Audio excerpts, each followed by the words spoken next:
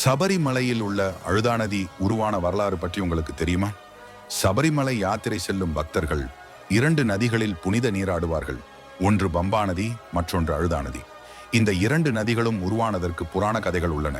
இந்த 2 நதிகளுமே புண்ணிய நதிகளாக சபரிமலை செல்லும் பக்தர்களால் போற்றப்படுகிறது.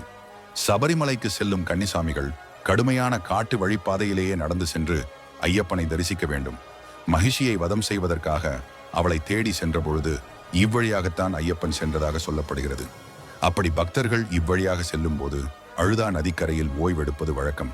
சபரிமலைக்கு பெருவழிப்பாதையில் வரும் ஐயப்ப பக்தர்கள் அனைவரும் தவறாமல் நீராடும் இடம்தான் அழுதா நதியாகும். ஐயப்பன் அரக்கியான மகிஷியுடன் போரிடுகிறார். போரின் இறுதி கட்டத்தில் ஒரு குன்றின் மீது ஏறி நின்றாள் மகிஷி. அப்போது ஐயப்பன் எய்த அம்பு மகிஷி மீது பட்டது. அரக்கியான மகிஷி அப்போதுதான் தன்னுடைய தவறை உணர்ந்தாள். தன்னை மன்னித்து விடும்படி ஐயப்பனிடம் வேண்டி மனம் விட்டு அழுதாள். அவ்வாறு மகிஷி அழுத கண்ணீர்தான் வழிந்தோடி பெருகி அழுதா நதியாக இன்றும் ஓடிக்கொண்டிருக்கிறது. அதற்கு பின்னர் மகிஷியை சம்ஹாரம் செய்து விடுகிறார் ஐயப்பன். இருப்பினும் மகிஷியின் பூத உடல் வளர்ந்து கொண்டே போனது. இதனால் சுவாமி ஐயப்பன் அவள் உடலின் மீது கல்லை போட்டு அதன் வளர்ச்சியை தடுத்து நிறுத்தினார்.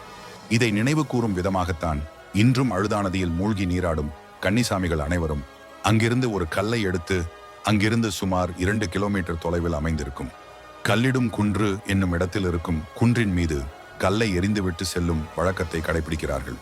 இது கேரளாவில் இருக்கும் மிகப்பெரிய நதிகளில் 3வது இடத்தில் உள்ளது. இந்த அழுதா நதியில் நீராடினால் நம் பாவங்கள் எல்லாம் தீரும் என்று நம்பப்படுகிறது.